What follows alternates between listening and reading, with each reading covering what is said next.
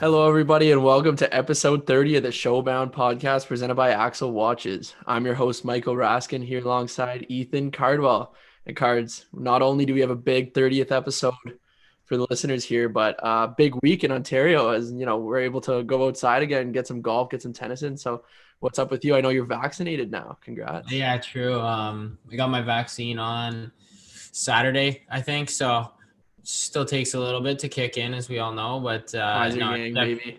yeah, Welcome. Pfizer. So feels good taking my talents to Pfizer. But no, it definitely feels good to have it and have the second one scheduled, and hopefully those can even be moved up. So just keep our fingers crossed and keep getting people in those clinics and getting vaccinated and get some normalcy to the situation we got going. I don't even know if that's a word. No, you're Normalcy. good. That was great. Yeah, that's a A word. little vocab for listeners. Okay. Okay. Well, Um, yeah, that's pretty good. But yeah, no, pumped about golf courses. I know me and you have been talking about. We've gotten out a few times. So yeah, my game is kind of brutal, but it was not bad yesterday. So it's a work in progress, but it's still early. Cardsy shoots a 74 and says his game's brutal. Can you imagine? Everyone's just losing their mind, shaking their head right now. But yeah, we got some big golf stuff planned in the summer, like we've been kind of hinting at. And Cardsy and I have a nice little meeting on the golf course coming up next week about it with our potential sponsors. So we'll see how that goes. But I mean, we got a big week of the NHL playoffs. We just got to touch on here before we send it to our interviews. I should say, because everyone probably sees it's a bit of a longer episode. We got two interviews this episode. We have it's a Saginaw Spirit focused episode with the general manager Dave Drinkell and the head coach Chris Lazary. And I know Laz was fired up to get on because he wanted an Axel watch so bad. They both listen to all our episodes because I mean we've had a lot of SAG guys and we appreciate them. But honestly, maybe some of the most interesting talk we've had on this podcast. It was very insightful and entertaining for me. So I'm excited to get that out there for the listeners. But yeah, like I said, NHL playoffs. So Cardsy, I texted this to you, but you called out Matthew Shane last week. You said he had a maybe a slower regular season, and then what does he do? He goes and scores a double overtime winner for Nashville in Game 3. So 2-2 in that Nashville Carolina series. So I don't know. I mean, did you see that goal? Yeah. I mean, you And call then a he guy out, said that's for Ethan Cardwell in the media. at Showbound podcast.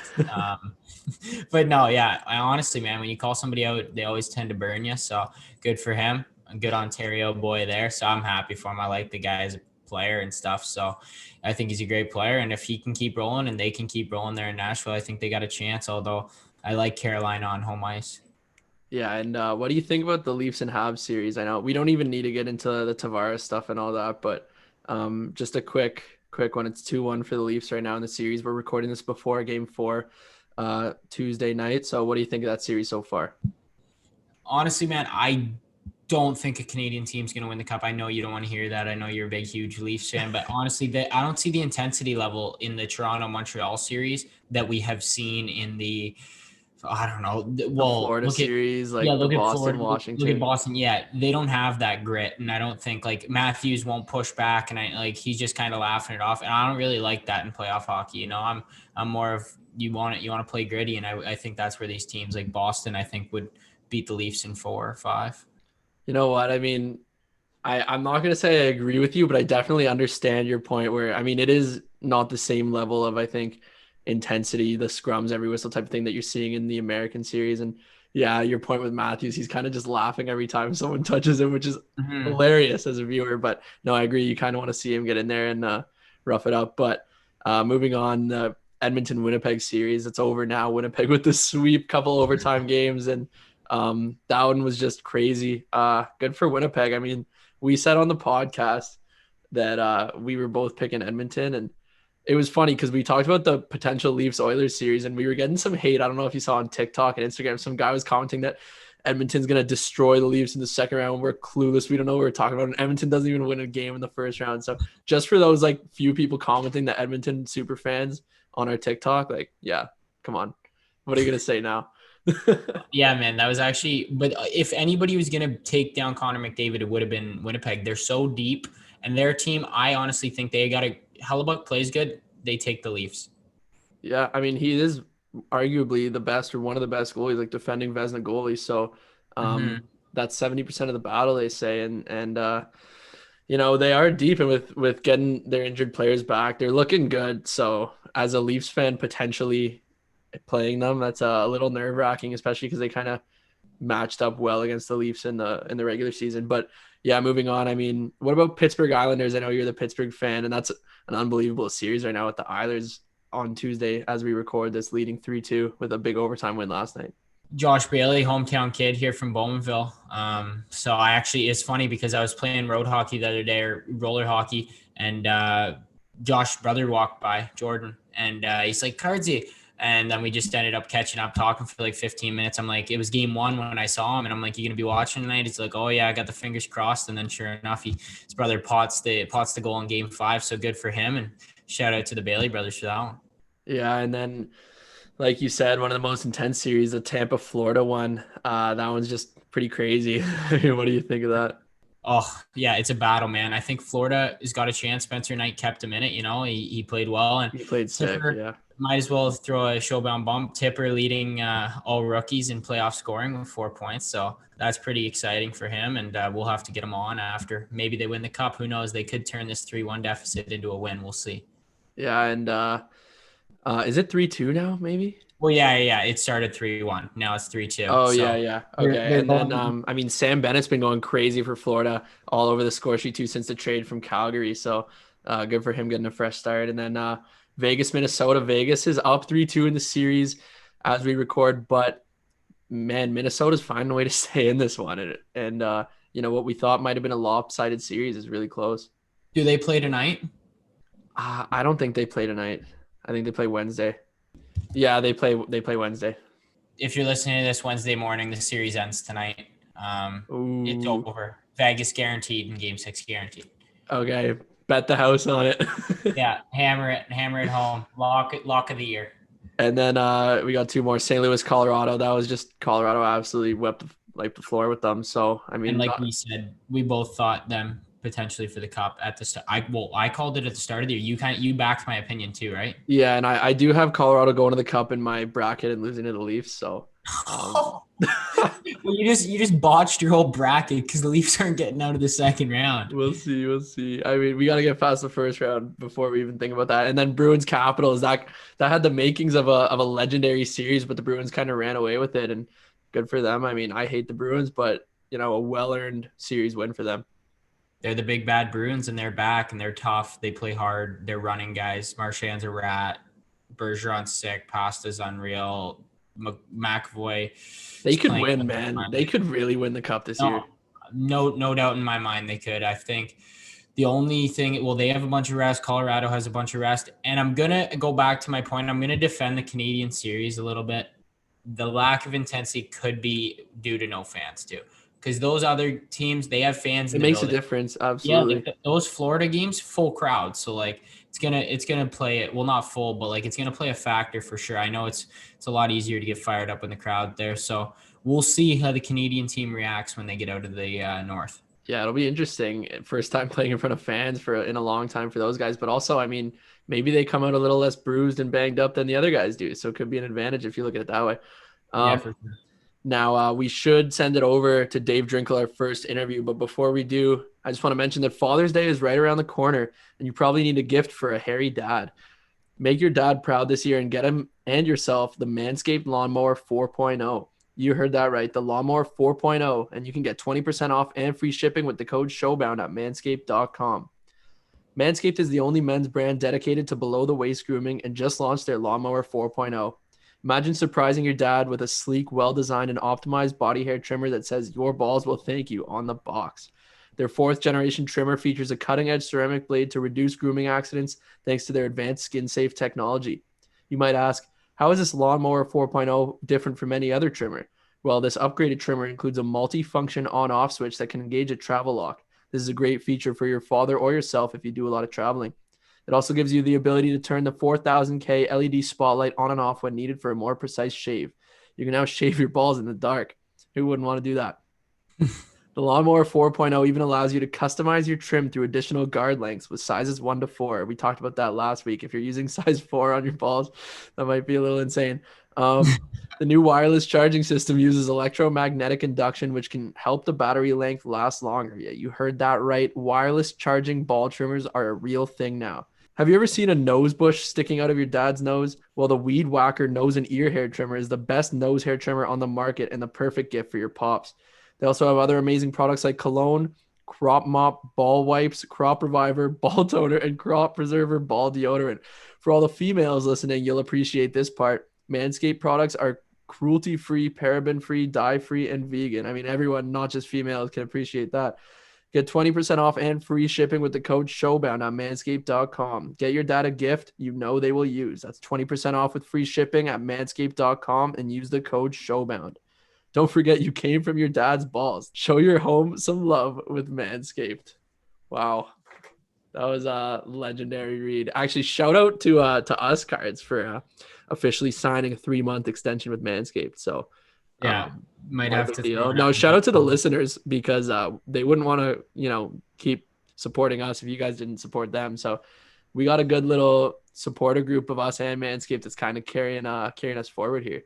Yeah, exactly. No, it definitely helps. It's always nice to have those sponsorships, and yeah, that goes back to our fans. So Yeah, the good feeling. the more you codes we use for Manscaped, the better for the Showbound podcast and the better content we're going to create. So I mean, just keep hammering and keep that bush clean.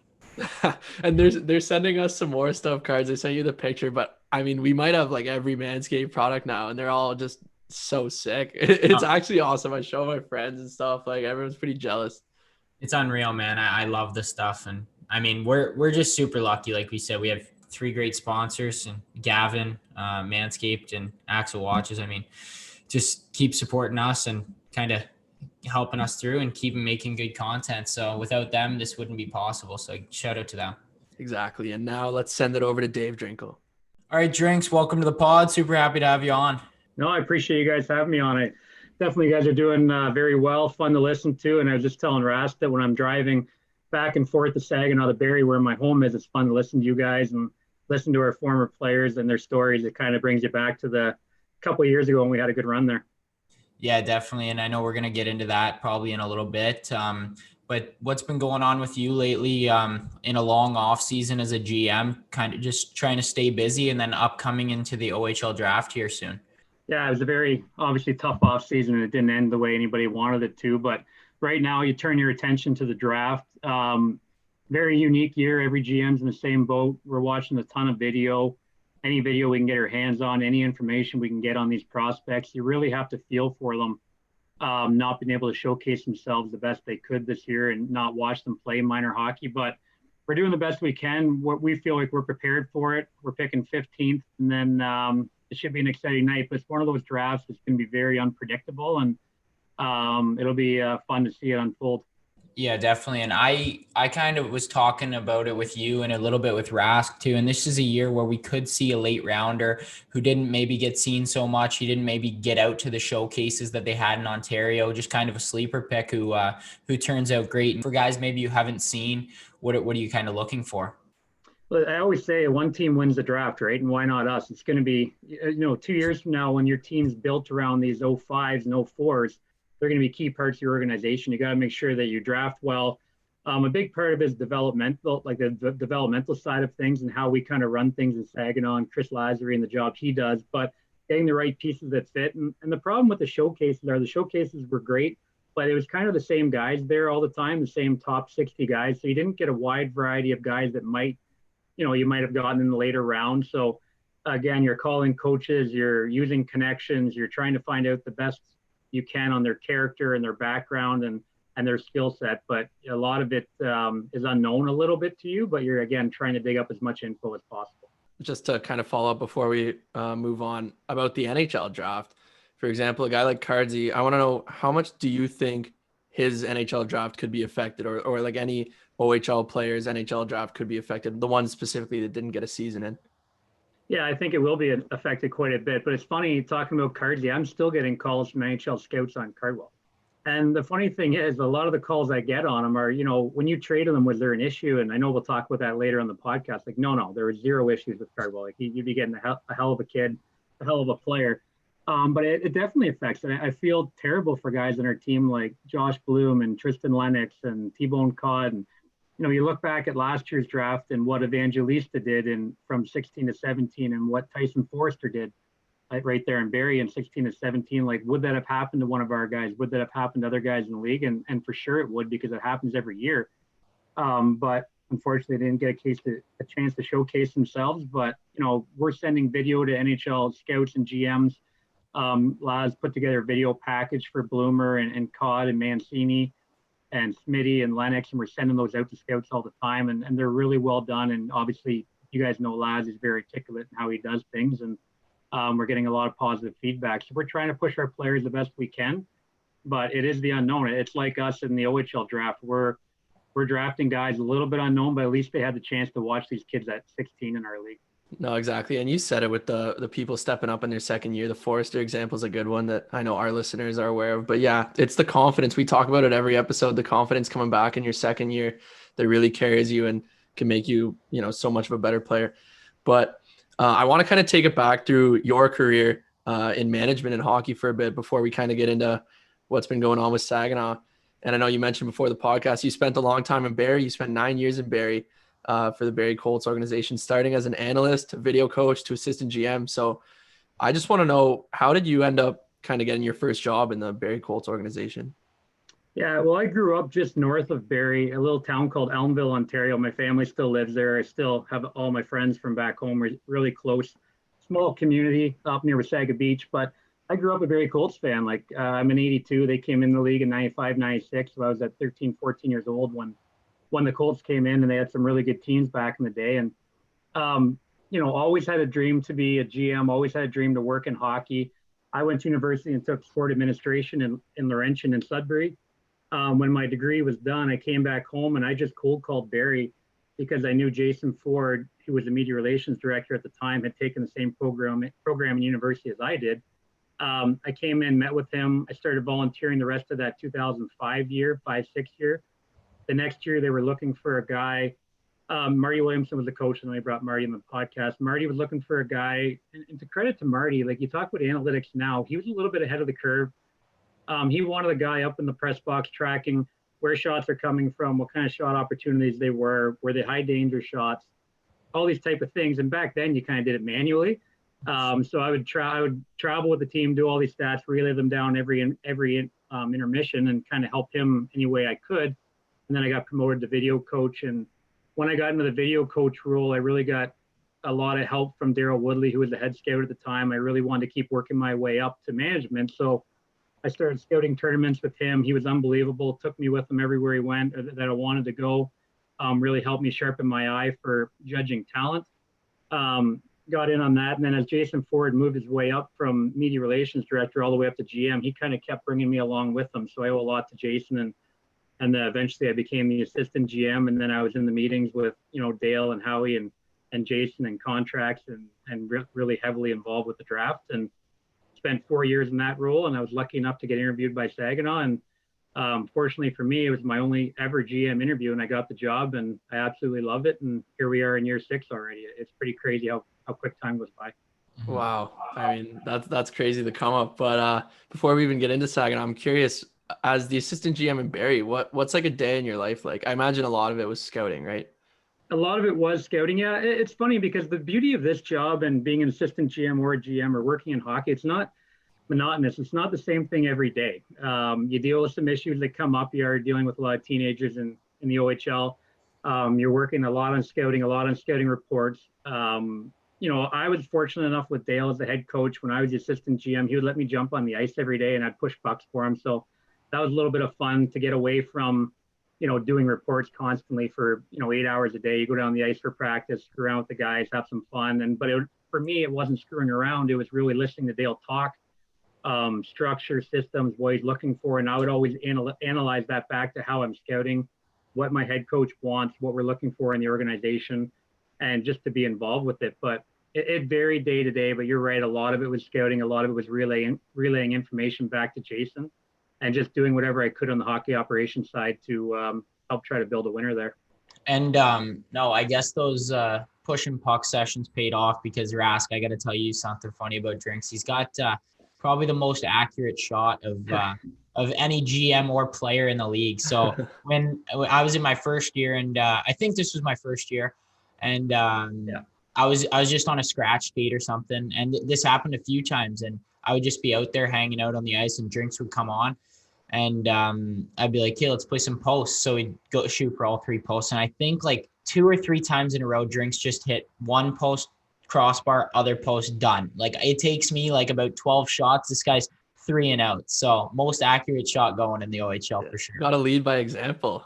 I think there's a lot of luck involved. I think you guys are trained to score goals. I'm just getting lucky hitting the post. But it's funny because I remember Cardsy's like, no, we're doing it again. We're going to put a lunch on it. And I'm like, here's a young kid that we're calling up, 16 years old. He's playing junior A. He's an unbelievable kid. And I'm like, I'm not taking his lunch money. He's like, no, double or nothing, $20. And I'm like, okay, I'm going to teach him a lesson. So I beat him again. Luckily, like he should kill me. I got lucky, beat him again. He came in the dressing room after. Remember, he handed me $20. I took it from you. Yeah. And then when you're heading out the door, I'm like, no, Cardsy, here, take your cash. I'm not taking your money. Yeah, no, I remember that. With him. That was a good one, but that kind of takes us into SAG, as you said. Like, I didn't realize that was your only kind of GM interview. So in 2015-16, you get that job. Obviously, it's a no-brainer to take the job for you. Yeah, do you know what? They were awesome. Because I worked in Barrie so long. Obviously, you know a lot about Saginaw, but we only played them twice a year, once at home, once on the road, being in the West. So when I started traveling with Barrie as the stat guy and doing video. We'd go to Saginaw as part of a 3-game road trip. We would go to the rink, play the game, stay in the hotels up on Tittabawassee Road. We're a nice area where all the teams stay. And that's all I really knew about Saginaw. It's an unbelievable town. But once you get there and I met the owners and they toured me around in my first interview, I'm like, wow, this place is a lot deeper roots than I thought. It's a great spot, beautiful place. To be honest with you, I didn't think I was going to get the job. I was very happy to get an interview. I was 32 years old at the time. At that point, it was kind of young to be a GM in the OHL. I drove there for an interview. I just wanted to go through the process to kind of learn what it takes in an interview to help me for the next one if I didn't get it. And it was like a 2-hour interview, and they were awesome. They were very in-depth on how I was raised, what my sister does for a living, what my parents do, my values. It wasn't just all hockey related. Like, don't get me wrong. There was a lot of hockey questions, like, what do you know about our 50-man roster? They would pick a player off the 50-man roster. I'd tell them where he played minor hockey and where he is now. Like I was very in tune with all that, but it was very detailed. And I was impressed by, I think they were really trying to learn about the type of person I was, as well as my hockey knowledge. So I left that interview and I thought, driving back to Barrie that night, I thought, I couldn't have done anything different. If I get the job, that's great. I thought I nailed it, right? So a couple weeks later was the NHL draft in Fort Lauderdale, and I went down there with the Colts guys, and I met with Craig Goslin again, the president of the team, and met him at the rink again. And it went from a meeting to kind of like a second interview almost. It was almost like a half an hour meeting in the rink during the NHL draft. Thought it went well. Came back home, and a week later they called me down for a third interview. And now I'm like, I don't really know what to do. I don't know what to prepare for. I can't go in cold turkey, but I don't know really what they're going to ask me. Like, what could we possibly cover? I went down there and it was another 2.5-hour interview, and the time just kept flying with these guys, and they're just like, Dick Garber's an unbelievable person and owner. And the time flew by. I drove home and they called me, and it was actually funny. And Dick loves telling the story. You probably heard of that one of our development camps, but I was actually working on our family farm, driving a tractor in the middle of a field, cutting hay, when he called me to let me know I had gotten the job. And I'm miles from anybody. And it was a beautiful sunny day. And I just put my phone down and I didn't tell anybody. I just sat there, accepted the job in the tractor, sat there, finished the day cutting hay, and just kind of soaked it all in that, wow, I actually reached a goal of mine. So it was a pretty cool moment. Yeah, no, I heard that story, and yeah, definitely pretty cool. And as we all know, like, achieving any goal, just kind of soaking it in. It's like a moment where you're just like, wow, this really happened. Now it's legit. So I know, Rask, you wanted to further touch on something. Yeah, well, you mentioned Craig. I just want to shout out Craig because he might be listening to this one. But I remember, you talk about how great they are in Saginaw. When we were in Frankenmuth last year for the OHL League meetings, and I remember Craig, who I'd never met, he pulled me aside out of a meeting, and he was like, because he knew I did the social media and stuff for Barrie, he just said, like, what you do for your team is the most valuable thing of anyone. Like, oh, there's like, I can't remember exactly, something like that. Like that made me feel so important, so special for what I was doing, which is a pretty undervalued role. You know, you don't necessarily get any appreciation, which is fine. Like I don't need it, but just the fact he said that to a completely random guy to him, it like says a lot about his character. And like, I can tell he was an awesome guy and he was a great host that whole 2-3 days in Frankenmuth. So, I mean, no doubt, sweet organization, like from the top down. So I just want to shout out Craig for that one. Yeah, no, our ownership group, and I know you guys have touched on it before, Cardsy, and you know them, like Dick Garber, Craig Goslin, Brandon Bordeaux, Jimmy Devillano, who's the vice president of the Red Wings, is a minority owner, and he's been unbelievable for me to lean on him with a lot of things. Like, you know, sometimes things come up in the OHL, and I don't know how to handle them properly, and I always lean on him for advice, and he's been through everything. He's won, 7 Stanley Cups. So never at the junior level, but he's really intrigued with the junior level because he hadn't really worked at it before. So we asked a lot of questions, and he's been an awesome mentor for me. But our ownership gives the players everything they need. We feel like we spoil our guys, but you know they want to win. We've done a really good job, you know, with Chris Lazary, their head coach, building our organization up, and they are those type of guys, though, Rask. They're the type of guys that really give you a pat in the back. And at the end of the day, like who doesn't want to be complimented on a job they've done well, right? It's one thing to get, you know, criticized all the time, but when you do something well, anybody likes that pat on the back. So it's good that he pulled you aside. Yeah. Goose is a great guy. And I know my first kind of visit down in SAG after the fact, after like signing day and everything, meeting those guys, great experience. And like you said, once you kind of go to SAG, like it's kind of an underappreciated town. Like people don't understand what it's really all about. And then you go on a tour and you're like, wow, okay, like this place is legit. And this is a place where I'd love to go spend my time and play for this city. But another thing I wanted to touch on in your time in SAG so far is just kind of like how much of a ballsy GM you are in regards to the draft. And it seems like every player you take, if they're committed, they show up in SAG, and it obviously paid huge for us going on that run my first year. But what's kind of the thought process when maybe you're a young GM in the league and you're drafting guys that aren't supposed to be coming? Well, it's funny because I got really good advice back from Greg Kerrigan when I first started off in Barrie. He was kind of the acting GM at the time, kind of by committee, and Greg was awesome to me. It was literally probably my first year that I volunteered there when I was 23 years old. And Greg told me, Dave, he's like, the easiest thing to do in the OHL is to be a 500 team. He's like, you can make trades, you can draft properly. You'll never win a playoff round. Maybe you will win a round, but you'll never miss the playoffs, but you'll be comfortable. And I always thought, and he didn't use that approach. He just said, that's an easy thing to do if you want to do it that way. And I'm like, I am the complete opposite of that. Like, I'm here to win. I'm driven to win. I want to be the best. Our program is going to be elite. We believe it's elite now.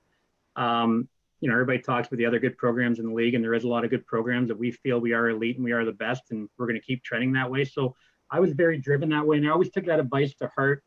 I don't want to be safe. Like, to me, safe is dead. Like, a lot of people in life, they're comfortable with their jobs and they just kind of go to the 9 to 5, and that's great. And a lot of people love living that way, but I want to get ahead. I want to keep pushing. I want to be the best. And in order to do that in the OHL, you do have to be a bit ballsy. And my first draft was the 2000 draft. We picked 4th overall, and we took Blade Jenkins, who was the top rated player in the OHL draft by Central, committed to University of Michigan. He had already committed to the program. Now, Blade was an integral part of our team that Cardsy can attest to. You know, maybe didn't lead the league in scoring, but he was an unbelievable player for us. He had size, he had skill, great character, really helped him and DJ Buzdecker really helped bring the Americans to our program. But we drafted him 4th overall, and he didn't show up right away. We knew that. But our second round pick that year was Bodie Wild, who to me was the best defenseman in the draft, rated number 2 by Central behind Blade, again, committed to the program, committed to Harvard at the time, and he wasn't showing up. So my first 2 picks and going into the next year, and we didn't have a great year in my first year. A lot of guys that we needed to kind of turn over, but they weren't there. They weren't there as 16-year-olds. They took a lot of flack. The fans didn't like it. They thought, who's this young GM that didn't know what the heck he's doing? And, you know, you fast forward and you recruit, and Blade ended up leaving the program after a year. And then 2 years after that, Bodie decided to forego going to school, and he came. And the rest is kind of history that way. So I just, you know, you have to believe in your program. You have to believe in the development. And to me, like, just taking a player because he reports, like, that's not the right thing to do. If you really believe your program's the best and it's elite and you can really help this these young men reach their goals, then why not draft kids that might not come and convince them to come, show them what you have to offer. It's a recruiting tool. And we feel like we always have to recruit a little bit because we are in the U.S. So for us, if we draft a U.S. player, we have to recruit him to come to our league because he's grown up with NCAA. If we draft an Ontario player, usually we have to recruit them to the U.S. because it's a different schooling system. It's over the border. We're not a tip of the tongue kind of OHL team like your Barrie or London Kitchener that families grew up around. So to us, it's no big deal. We just keep swinging for the fences, and you're never getting a home run if you don't swing for one. We did that last year as well with Fantilli, who was the best player in the draft, and time will tell on that. Yeah, well, track record says that he'll be there next year or the year after. So, I mean, what do you got, Rask? I know you wanted to go into some of the trades because, as we said, Drinks has been pretty ballsy, and we saw that with Fetz too. Fetz was another commit. Yeah. And Fetz, obviously at the World Championship right now, doing great, and everyone knows him who's listening right now. But yeah, just another one of guys that kind of came after the fact or with a little bit of convincing. Yeah, we probably should touch on Cole Perfetti because he is one of the best players to ever come through the OHL and in our franchise. But yeah, Cole, we were drafting fifth that year. We didn't think Cole would ever make it to us, and I know he was committed to Michigan. And I talked to his dad, and his dad was unbelievable leading up to the draft. And one thing Angela said to me was, "We're committed to Michigan, but if an OHL team can convince us that the best route to go is to their organization, then we're willing to listen." And to me, that's a little light bulb clicked on my head. I'm like, we're taking him if he's there, because that's your in. Like, at least they're going to listen. And that's all we ask for is just the opportunity to sit down with the family, showcase our program and what we can do for their son. And it's obviously worked out really well for Cole. And talking to Angela's become very, very close with me and his family. And it's great to watch Cole kind of, go on to his career. One thing I wanted to touch on, Cardsy, you briefed over the media day. It doesn't surprise me you guys are doing so well on this podcast, because I don't know if you remember this, Cardsy, or not, but we had a media day to announce Ethan and Tristan Lennox signing at the same time. And our media guy, Joey Batano, was there. Do you remember this, Cardsy? Yeah. Joey was there at the time. And Joey was kind of giving Lenny and Cardsy a bit of a briefing. And Lenny might have been a bit nervous. There was quite a few media there for that signing. And Joey asked Cardsy, like, are you okay, whatever? You need anything? And Ethan looked at him and he said, "No, I was born to talk to the media." Swear to God. And so it doesn't surprise me that we're doing what he's doing right now. It's pretty fun. Oh man. Yeah, no, Ross, that was a funny day because I think a lot of people going in, and I was a little bit nervous going into Saginaw, but like to meet like the owners and stuff, not really to do the media part. And like I was just like, because growing up, like doing the golf thing and playing always on my own and stuff, always doing like media in that sense, it was just second nature for me. So Joey goes, "You need any help?" Like I'm like, "Nah, Joey, like I'm ready for this one. Don't worry about it."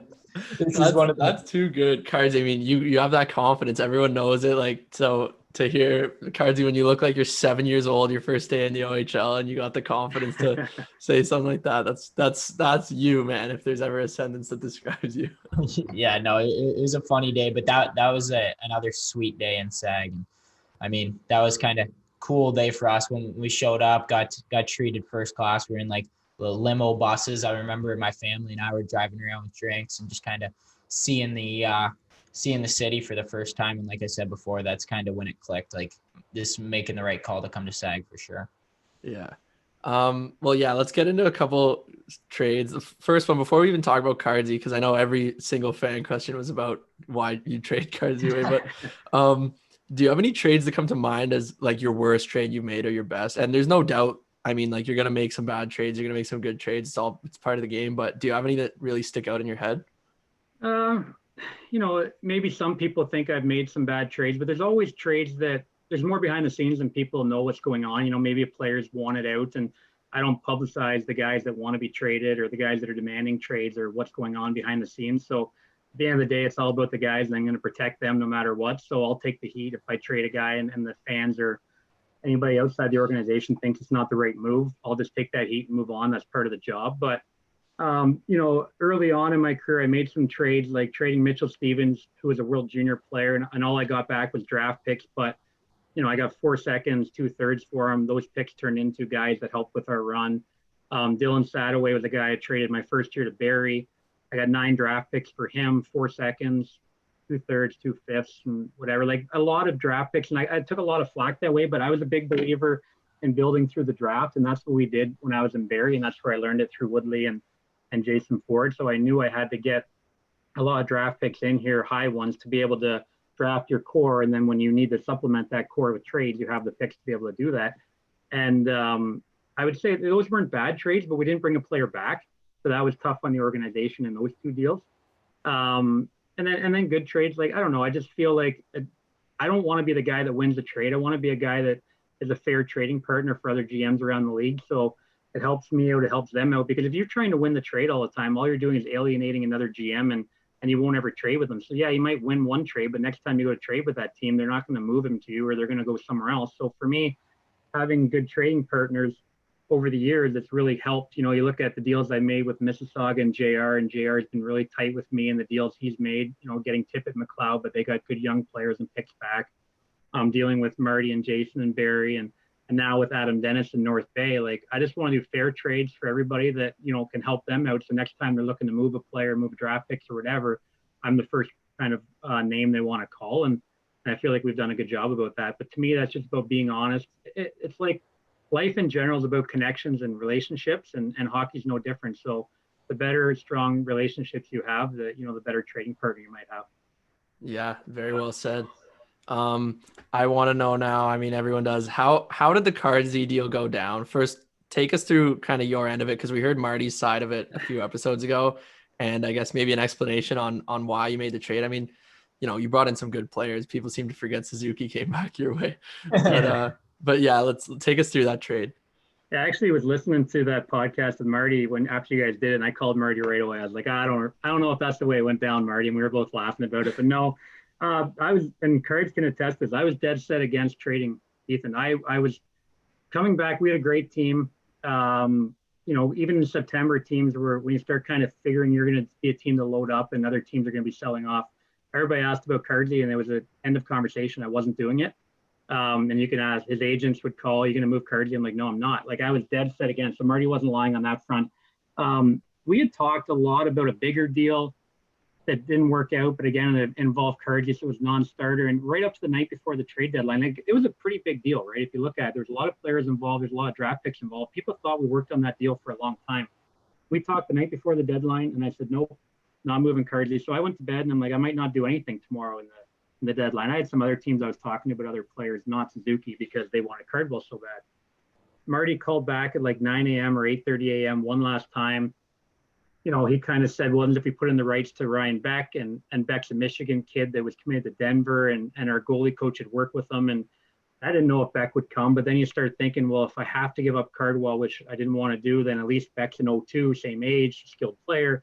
You know, maybe there's something to it. But at the end of the day, to get a high-end player like Suzuki in our league, you have to give up high-end young talent, and that's the way it goes.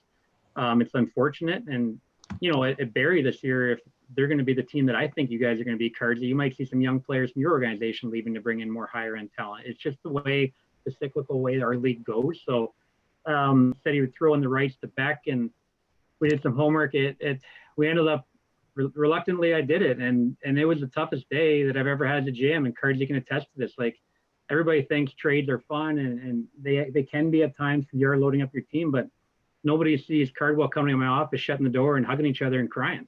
Like, nobody sees that part of the game. Like, that was Cardsy. That was a tough day for me. You know that. At the end of the day, though, it's about the player too. Like, I had to look back, and the Cardwell probably would have stayed on our fourth line in his draft year. And is that fair to a guy with his skill set at that time? Probably not. So you look back at the player too, and what's best for Ethan in this deal? Get him to a place where he's going to play top lines.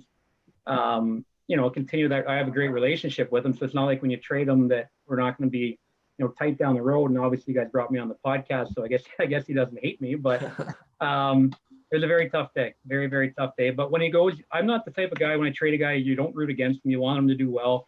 Like, Cardsy had that 4-goal game against Hamilton. It was awesome to see. And everybody's texting me. I'm like, yeah, it's great for Cardsy. I'm happy for him. Like, that's what this is supposed to be. If you guys didn't notice, Suzuki had like 35 points for us in 24 games or something. So he's doing pretty well for himself too. Just the unfortunate thing was for our city and our organization is we traded for Ryan Suzuki because we wanted that 2-year run. 2 playoff runs out of them. That was why you had to pay so much to get a player for 2 years. And we ended up getting nothing out of it because of COVID. But everybody's got a COVID story. Everybody can complain, but we were at the top, and we got to find a way to get back there as quick as we can. Yep. And I know that was a long-winded answer, but it kind of, I think. Oh, that was great. That was an awesome answer. No, that covered the bases. And I mean that, yeah, as like you said, it was a tough day for both sides, because obviously I was so connected to the organization and all my boys there, and with you and Laz and all the coaching staff there. But yeah, no, he's definitely the best for both sides at the time, and then definitely made it a lot better when I buried on you guys in overtime. That's what I was thinking. Yeah. No, that one stung a little bit. And then you walk down the hall after the game to see all the boys, and I see, and you got a big smile on your face. I'm just like, because the Barrie game for me, it's my hometown, right? Like that's the only game a lot of my family and friends come to, and it just happened to be Cardsy to Barrie. But hey, good on you, man. It was a heck of a play, heck of a shot. And that was a fun game, and I always remind Fetz, because he was on an OT too, and he was always top line guy. I was playing like 3rd, 4th line the whole year, and I'd always be behind Fetz as the O2, and then obviously like we're best buddies in the summer and stuff. So to score and then have a picture with him in the background, kind of all grumpy, it made it that much even kind of more better for me in a sense. But yeah, no, Rask, I know you got some fan stuff, don't you? Yeah. Now we're we're gonna run out of time, I think, if I ask all of them. So we'll kind of pick a few. I guess one of them, you said you listen to a lot of episodes of the podcast. Who's been your favorite guest on the podcast so far? I don't know if I have a favorite. I like listening to our former players probably more than the other, because I know them. And when you guys tell stories, I either knew the story or heard about them. My office is right in the dressing room, so I can hear the guys talking all the time. And it's fun because it kind of reminds you of being young again and the fun that they have. And I don't know if I have a favorite one. You guys do a heck of a job. It's fun. The Ivan one's fun because Ivan stories are fun. And I got hundreds of Ivan stories as well. But they're good. They're fun to listen to, and they kind of bring you back to that team and how close our group was in that year that we lost to Guelph in the conference final for sure. Yeah. I just wanted to chime in there quickly, Rask. And Drinks, like a lot of people don't know, like everyone thinks like the guys are well behaved and like pros at all times in the OHL, but it's really not the case. I mean, guys like to have a little bit of fun, and Drinks kind of, he probably sees a lot more of weird things that are going on in the locker room than maybe other GMs, because we had such a kind of a weird group there, and with like led by Danny and Gator and guys like that, just some funny stuff was always going on. So yeah, no, Drinks would have heard a bunch of funny stories and seen a lot of stuff, and just us messing around in the gym and in the lounge. And that's actually another thing about SAG too, is the locker room, and that's why it's so fun there. I mean, one reason I think we're so successful, Cardsy, is like our culture. It's like it hasn't changed since you left. Like we let kids be themselves. If you're a fun, goofy, outgoing kid, be a fun, goofy, outgoing kid. We're not going to try to change you into somebody you're not. And I think it's just, we let the guys have a lot of fun. We let them be themselves. They're really, really comfortable around myself and Laz and the coaching staff. And that's the way we want it. I grew up in a small town. I'm a really big believer in the family atmosphere and being comfortable with each other and being able to talk to each other and be yourself. And if we can create that culture and atmosphere within our room, which we have, I really feel like that's the reason our guys are so tight and why they play so well for each other and with each other. And, we're not going to do it any other way. And Cards, you talked about the locker room. Like, I remember the one story that rings a bell. After we won a game, I was sitting in Laz's office. I didn't know you guys did this because I was out of town scouting, but I saw McLeod running by Laz's office with all of his gear on, like giggling like a little kid. I'm like, what the hell is going on? And Laz goes, he's running to get the ice cream bars because we had won on a Sunday night, right? He was so excited to get to the fridge to get these ice cream bars and bring them back to the room. And I know you guys talked about it with Clowder on the podcast, but like that's something I had no idea what was going on. But if you saw how happy that guy was to get these ice cream sandwiches, it was unbelievable. And that kind of reminds me just of all the funny stuff we did. And I don't know, you probably would have seen like all the introductions for the games and the starting lineups. That was like in that long playoff run towards the end, I'd be a scratch with like, and Danny would be up there with me and Hillsy, and we'd always come in and fire the boys up before the game, or AJ would break his shirt off before the game. Yeah. Just some crazy things happened, Rask, but definitely a special group. Yeah, no, it sounds like an amazing group of guys. I'll go one more question and then we can kind of wrap it up. But what do you look for when you're drafting a player in the mid to lower rounds? Like when you don't know that they're really a high-end talent type of guy? Yeah, I think guys that maybe are late bloomers a little bit, we obviously look for skill and hockey sense, but the higher end guys are gone by the mid to later rounds. To me, I'm a big character guy, intangibles. Again, they got to be the right kid that wants to really be a pro and wants to work at the game. And we've done well with it. Mason Millman, 7th-round pick, and I know you guys talked about that in his podcast. Danny Caddick, who you guys mentioned a ton on the podcast, he's a guy you should bring on, Cardsy. He'd be a great guy in the podcast. He was like an 8th-round pick, I believe. Just that skill set that fits into our style. We do play a different game in Saginaw. We're very puck possession. We don't want to chip pucks in at all. So guys that can play that way, guys that are comfortable having the puck on their stick, and guys that want to make plays. But to me, the interviews are really important. The getting to meet the families and how they were raised is very important to me.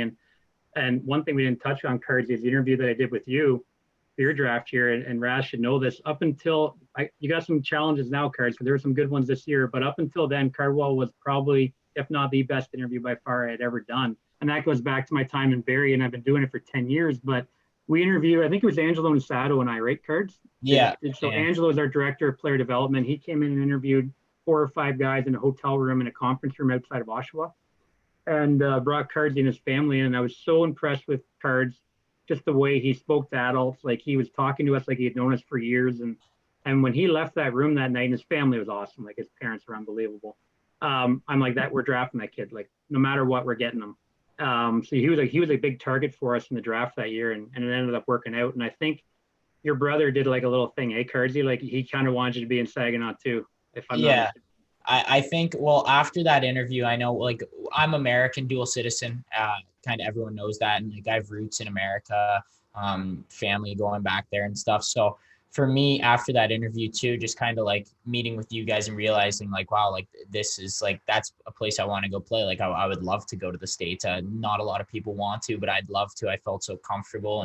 And that's kind of where we just kind of hit it off. And I was just like, yeah, well, Saginaw is now my hope for the draft too. And then everything ended up unfolding and working out that day as best as it could for us. So that was a good one. And yeah, no, that interview went real well, but it wasn't just me. I'm not taking full credit. Drinks and Angelo were great too, making me feel comfortable there. So, I mean, that's awesome. I think the keys in the interviews that we do, Cards, and we're doing them now. And one thing I should touch on with you guys, the job you're doing, we've interviewed 2 or 3 kids that have brought up your podcast, Showbound podcast. So one of the questions I asked the guys, I'm not a big scripted interviewer. I don't have a big list of questions. I kind of just want to keep it a casual conversation to really get to know the real kid and their family. And 2 or 3 of them have brought up, we know a lot about Saginaw because we listen to the Showbound podcast and they talk about it all the time. And I'm like, you know what? I got to make sure Cardsy and Rask know about that. So kudos to you guys for sure. That's unreal. That's so cool. Good for us, Cards. Let's go. We're about to run out of time here, and this was like, we could have easily went another hour for sure, like if we want to. But I just want to mention quickly that we are going to be sending you an Axel watch. I'm rocking mine right now. I know we already spoke about it before, but you'll be looking good rocking that in the Dow, and it'll be sweet. But yeah, it was awesome having you on. This was a lot of fun for me, and I'm looking forward to meeting you in person in the rinks maybe this upcoming season. No, I really appreciate you guys having me on. Again, keep up the great work. It's fun listening to you guys and give everybody behind the scenes to junior hockey. It's pretty neat to listen to. Awesome. Thanks, Drinks. Thanks, guys. All right. You're now in your intermission.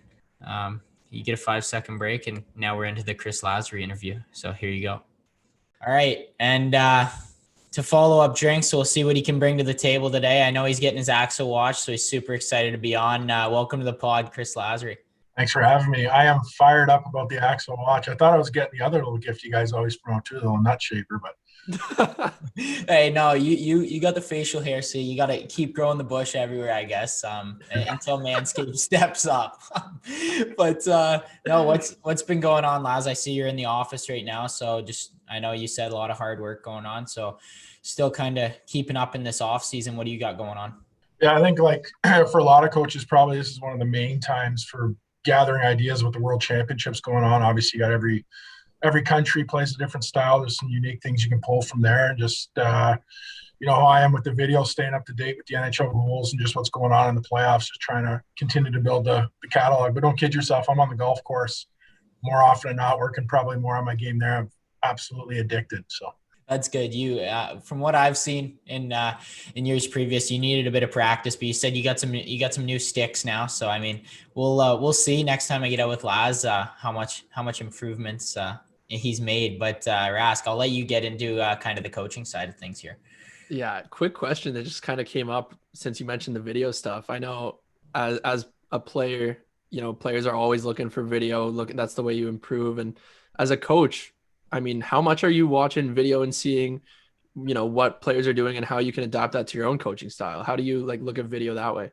Yeah, I think, for me, you got to be relentless with trying to get better, and some of a lot of the video is kind of style of player, looking for a lot of skill stuff. Cards have seen me on the ice. My boots are bad. My hands are sick. So when it comes to demonstrating, I need the video to show exactly what we're looking for. But so it's that kind of stuff. There's a lot of cutting off the heels or just different shot stuff, or really we're trying to take the game with our guys, manipulating games. And so how can, the elite players, how do they manipulate the game and not kind of give away pucks, but hold on to pucks maybe under traffic and pressure to find that next player, create that next play for themselves. So really just looking for that stuff. So when we get our guys back here, we can start right away with different concepts and ideas, but have a video dial. I think kids these days, and I think you guys are the same, if you can see it visually, it's a lot easier than just explaining it. So we're really on a hunt here as a staff to find those clips so we have the visual representation of what we're trying to show our players. Okay, interesting. And something I always like to ask coaches, and usually some interesting answers, but at what point did you know or think that you wanted to be a hockey coach as a career? It's interesting because I didn't start hockey till later. I was always kind of baseball, lacrosse type sport, and I had a buddy move on my street who played on the AAA team. Dave Branch had a son who's my age, so he was kind of coaching that group through, and I used to go to a lot of the games and realize quickly, baseball's terrible when you compare it to hockey. So hockey was a way better sport. And B, everybody, all the girls, all the guys that weren't playing, everybody would come watch the Whippy team play. So instantly I wanted to get into hockey. Now I knew I wasn't going to be a good player. I went from house league, played a year AA, then AAA. So my progression was quick, but I knew when I got on that Whippy team, I didn't play a lot. Old Branchy would sit me down a few shifts. So I knew that I probably wasn't going to be a player. I tried to play as long as I could, but I think when I got into junior, I was playing some junior B out in Orangeville. We were a brutal team. I was an average player, and I knew right away if I wanted to stay in hockey, probably wasn't going to be playing. So I started to think about coaching there then, and kind of organically morphed it into a career. Okay. So, I mean, it's funny because, in the OHL locker room, I'd say, Cards, if you were to call out a guy on the team and say, yeah, you're probably going to be a coach one day, it's kind of like a chirp type of thing. Now, what was your first coaching job? How did that come about and what was it? So I was at university. So after I played my last year junior in Orangeville, we had 3 wins. That's how good of a player I was. I was in a 3-win, 48 game season team. I think I had 13 points as an OA. So, but we had a great time doing other stuff off the ice with the guys. So it was great. But I went to McMaster for a year and I was in business. And it was the only year I really hadn't done anything athletically in my life. And I was sitting, it was my first semester. I can remember clear as day. I'm in a calculus class and I went to an economics class. I'm thinking about hockey and I'm like, what am I doing? I'm not a student. I'm not going to be a CEO. So I started kind of thinking I wanted to get into coaching. So I emailed probably about 100 teams that year. And I thought naively I was going to start in junior. And so I'm emailing tier 2 and junior B teams. And one team wrote me back from Guelph. And at the time, they were dominators, the junior B team. So my role there was eye in the sky, kind of write reports for the Guelph Storm prospects that we had that were 16 to give to the OHL team, get on the ice for practice, just learn. I had no idea what I was doing. I realized that quickly. But I think the coolest part about that is every time we won in Guelph, because we're sponsored by Domino's Pizza, we got free pizza after the game. So I think that I started to put on weight. That's one way to fall in love with coaching. Now, I'm just curious, how would you describe your coaching and your leadership style, your motivational style for the team? And then Cardsy, I want to hear how you would describe his style after. Well, I know Cardsy gets confused. We like to fuck with Cardsy a little bit when he was here. I know that I heard that power play story in a previous podcast. And I can't remember who it was, Cardsy, that day, but somebody told me he didn't really know what was going on with the power play and he hadn't really looked at the sheets. And I know we were playing exhibition. It was against Flint, right? Yeah. And we were in that little barn that Flint plays out of. It's like a it's like a minor hockey rink, but they play their exhibition games there. And I remember, I can't remember who was on our bench, but I remember I told somebody, I'm like, watch first power play comes up, I'm going to totally screw with Cardsy and get all over it. So he played right into it. He didn't know what was going on. But that post-up story is true. I remember it because he was all confused, jumping over the boards. And he did the typical like, jump over. He's looking around like that. I'm like, he has no idea what he's doing. But yeah. I was in a complete blunder that day. Complete blunder. Well, you already knew you made the team. You thought you were a beauty because you're year before, I think, right? Were you 16 then or 17? No, that was 17 years. So I was I was in the clear then. I was on the first power that night. So just walking around, not giving a shit. You can tell guys like that, they know they're on their team. It's the last exhibition game. They're just trying not to get hurt, get ready for the opener. And Cards was in that mold, but it was fun. I don't know, like style, I think communication.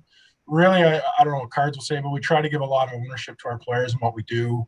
Really, it's about player development. Like, yeah, we want to win games. I'm no different than any other coach, but I think for me, just really working with the guys, like the skill development, the communication, trying to create a fun atmosphere. Like, it's about having a good time here in Saginaw. Yeah, we want to win games, but I think more than anything, if you can make it fun for the guys and create that close family kind of connection, I think guys are going to succeed in this environment. And we've had some times here for sure. Yeah, and I totally attest to that one, Rask. I mean, yeah, Laz would be all over me, and that was good and everything. Like we'd have, and Laz is such like he's a player's coach, and he just seems like one of the boys. But then when he's there to harp on you, he comes down on you pretty hard sometimes. So, but no, like they said, like Drink said too, just kind of letting the boys have some fun, doing what they want, and just expecting the best from them when they're on the ice. And that's kind of what you get there. You get treated like a pro, you act like a pro, and you play like a pro. So I mean, that's it from a Laz standpoint. I think that's him to a T, and a guy who does anything for his players. And I wanted to actually wait, Cards. I'm so sorry. Wait, a question that just came to mind before you move on, Laz. I got one for you now. As a coach, often, I mean, Cards, you mentioned it. You got to come down on your players sometimes. You got to scream at them, let them know, keep them accountable. How much of that type of thing for you is you kind of have to force yourself to look angry, like you're not actually mad, but you have to act mad? How much of that is kind of just acting to get your message across? Honestly, almost all of it. You're almost like a little bit of an actor as a coach sometimes. Like, yeah, and you got to know your people. Like using Cards for an example, like confident, not cocky, but got a little swagger, like in a good way. Like he's a player, and he knows he's a player. And for Cards, I was always on him with not so much offensive stuff, but other stuff. And it's like I love Cards, like you love the guy, and you got to almost come down and pretend you're mad to kind of get his attention. But it's really it's hard. Like at the end of the day, you're dealing with teenage kids. It's really hard to be like truly mad at them. They're trying to play their best. They got a lot of pressure. They got 50 different people in the air. They're trying to execute in full buildings. Like they're not going out there purposely making mistakes or whatever. Like for the most part, every guy works hard, but you're trying to keep their attention on certain things that they need as an individual to help their game. Like Cards wasn't so much needing anything offensively. He's obviously disgusting at that. I was just trying to get his attention into, and that happens. Like Fetz is the same way here. Like Fetz in junior, like works hard, but doesn't, like, cause he's so good. Then he goes to the American League or this Hockey Canada stuff, and he's skating harder than I've ever seen him. But that guys just know like the threshold for that until they get to the next level. So not that Cards doesn't work hard, he's a grinder, but he just keeping his attention on stuff. It's kind of just messing with him or keeping his brain on certain things that he needs to focus on in his game. And every guy's different, but yeah, most of it's like, honestly, most of it's made up. So I remember a few times on the bench, and I think I responded quite well to when you would yell at me. It seemed like every time you'd come down on me or like give my head a shake, give me a slap on the head on the bench, and I'd end up going out and scoring or something. And then I remember the one time we were at B-Dubs and you came over to my table and my parents were there, and my dad's like, why don't you slap him across the face every game he needs out there? Just a little wake-up call.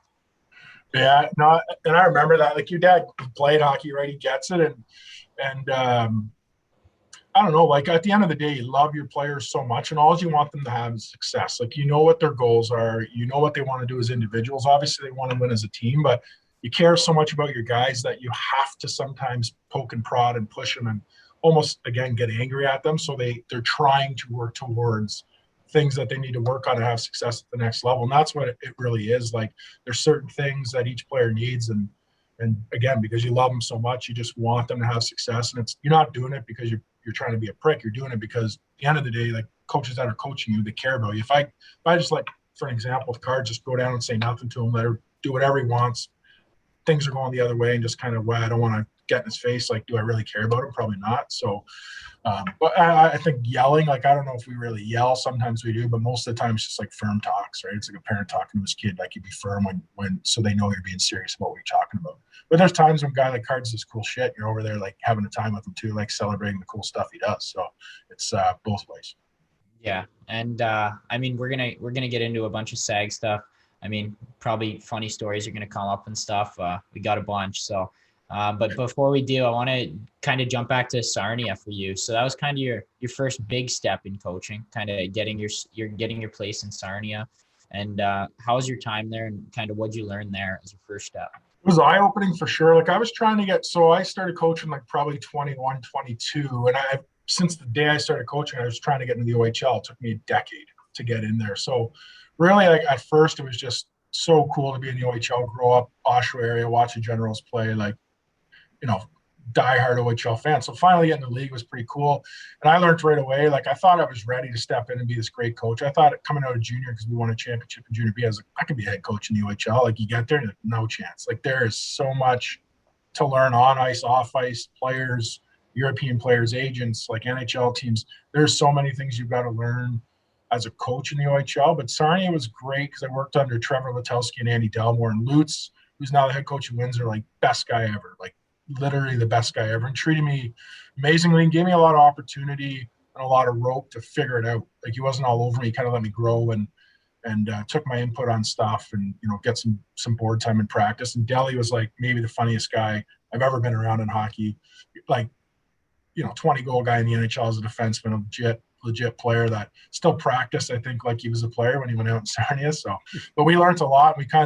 What it taught me was we were a 7th place team when we were young. And the next year, my second year, we won the division and we were stacked. So it showed me kind of like a quick how the OHL works and how players develop from one year to the next and how good your team can get if you develop players. So I really learned that. And I think, to be honest, like I still had a year left in my contract in Sarnia when Saginaw called me to do a head coach interview. I didn't get the head coach interview here, obviously, but that success in Sarnia, that quick transformation from 7th to West Division champs, kind of allowed me to grow in my career and take this opportunity, which turned into a head coach job. So really fortunate. It was like a perfect organization for me to be in. Yeah, and it's kind of cool, like you mentioned, like the cycle and how quickly things can happen. A lot of people don't understand, obviously there's the top teams that are good every year, but there's teams that'll cycle from like first to last and then rely on their draft picks and then kind of cycle up through. And it's all about who loads up and whatnot in the OHL, where it's kind of different. In the NHL, they have teams for long periods of time, but you only have these players for 4, maybe 5 years. So you got to make the most of that and then kind of use that to cycle through. But obviously SAG's doing a good job of kind of staying afloat and keeping on the higher side of things the last few years. And you got a lot of credit for that. But then you just mentioned going to SAG. So how'd that come up? Like you get that head coach interview, don't get it, but how'd you decide to end up going there? Well, it's funny. Like, I thought I had a really good interview, and I did. I got down to the point where Drinks and the owners, like, they obviously took Spencer Carberry, who's like a phenomenal coach. Obviously, what he's doing in the American League, he'll be an NHL guy. Like, he was the perfect guy for them to choose. And when Drinks first called me, not to use foul language, but he's like, well, you know what? You didn't get the head coach here, job last, but we want you to make the associate. My first words to him were like, fuck off. Like, I'm not like, what, like, I was mad, obviously, but within 30 seconds of that conversation, I took the job. So it was like a yo-yo response. But you know what? Like, I just knew Darian Hatcher just bought the team in Sarnia. He just finished his first year. I knew there was no way I was going to become the head coach there. And what I learned quickly about the OHL, I didn't have this massive playing background, so nobody knows who I am. So no other organization is going to hire me externally to be their head coach. So I knew I had to go to an organization that I thought was a good spot with ownership and with the GM, that if I took a role there as an associate and I worked my ass off, just did everything I could to make players better and the organization better, eventually when that job opened, they're going to have to look at me and say, hey, like, this is our guy hired internally. And it took longer than I thought, because obviously Carbs left, then they gave the job to Smitty, and then eventually it came my way. But it, for me, I knew that was the only way I was going to be a head coach. And like SAG, I learned quickly when I got here, it was a great decision for me because it's an unbelievable place. Owners are amazing. Drinks is great to work with, like staff, everything. So it was just really come in, do your job, work hard, make guys better, and just wait your turn. Yeah, and I feel like honestly, because Rask, I don't know if you know, when I came in, Laz was the associate coach at the time. So at that point, it was more like Laz was just like, he was hanging out with the boys, but he was like tirelessly doing video and stuff like that. And that's kind of good habits he has as a head coach now, just like picking up so many things. And that's why Saginaw plays these kind of skill games, just because Laz is putting in all those hours on the video side of things and just kind of figuring out our game and the identity you want to go forward with. And that kind of, I think, benefited you kind of being the associate, doing all that, and then kind of coming into the head coach role. But like I said before, like just a player's coach, and I've actually had so many things come up, Rask, and people always ask, like, why does Cards call people muppies on the podcast? And it's all because of Laz. I'd never heard the word before Laz, and I get to Saginaw like my first day is like, "What's up, you little pigeon muppy?" I'm like, "What does that even mean?" So that's where I picked that up. You meet guys quickly. So every kid comes into your program different. You can quickly tell, honestly, I think anyway, within like the first few minutes, whether you have a guy like Cards, you can just like chirp the shit out of him, and he'll come right back at you. Like he rips on me and it's great. And then there's other guys you realize, I got to develop my relationship before I beat this guy. But like Cards' old man's an absolute legend. His mom's amazing. His brother's even a bigger beauty than he is. And then Cards comes in. So you meet the family, you're like, this guy you can fucking dick around with and he'll be fine. So it's good. It breaks down barriers right away. And yeah, we use the muppies here a lot. Sometimes you don't hear say it, but it's just like these little muppies running around. Yeah, Rask, I remember I see like all the comments sometimes be like, why is Cards calling people muppies? Well, that came from Sag, and that's something I took to Barry, and I started saying it like first day in Barry, and they're like, what are you saying, man? Yeah, you guys are muppies. And then everyone started saying it. So that's all credit to Laz for anyone who was wondering that. Well, I was just wondering, I mean, you go from associate coach, like Cardsy said, to the head coach, and some people may not know, but when you're kind of like an assistant associate coach, you can kind of be more one of the boys, where you can be in their face chirping them, like actually be one of the boys. But then as a head coach, I know Cardsy said you're the player's coach, but there is more of a line that's drawn where you can't necessarily always just be that guy that's just always chirping nonstop. Is that something that you had to deal with, that transition, or were you able to make it work where you can kind of stay the same way you were?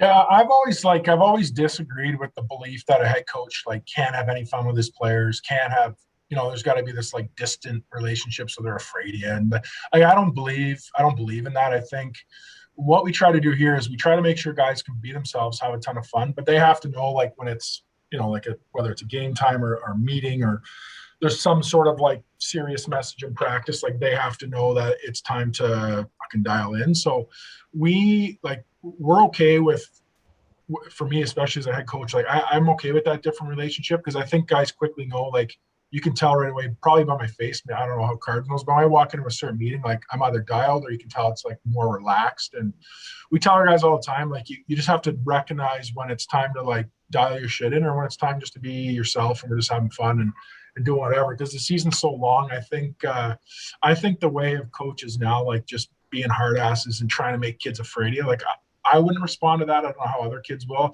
I think creating like meaningful relationships and really caring about your people, and they know that. So then when you actually do come down on them, they know that you love them. So it's not like you're just being a prick. You're doing it because whatever the message is important either for the group or the individual. I think that kid reacts better. But you also have to make sure that you follow up conversations. Like if I come down on Cards, I can't just not talk to him for a week. Got to bring him in. He does a great job coming in himself, but you've got to follow up conversations. You got to let him know where the message is coming from. But you have to care about your people, man. I don't care if it's the NHL or down. I think guys that are good at that are going to have success.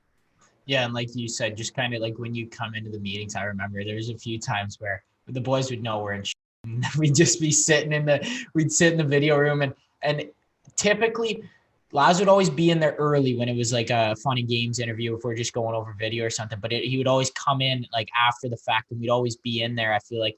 And then he'd come in there and he'd have the serious face on, and I'd be like, oh, we're in one today. We're on the ice. We're about to just get ripped right now. So that's kind of how I knew when he meant business or not. But no, that was funny.